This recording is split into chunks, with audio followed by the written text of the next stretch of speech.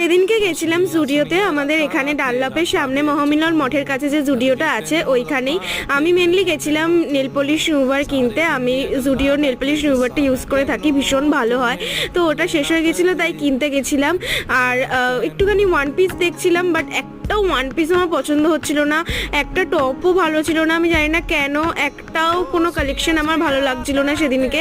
অন্যান্য সময় জুডিওতে গিয়ে মেনলি ওয়েস্টার্ন কালেকশনগুলো বেশ ভালো লাগে, মানে ওয়ান পিস টপ। বাট এবারে গিয়ে যেটা দেখলাম একদম ভালো লাগছিল না। নেল পলিশের কালারগুলো মানে সব মানে একই হয়ে গেছিলো, মানে গিয়ে ওই একই কালার একই শেড, তো খুব একটা ভালো লাগছিল না। কিন্তু এই নেল পলিশের কালারগুলো নতুন এসছে, নতুনত্ব এসছে, তো ভালো লাগছিল বেশ।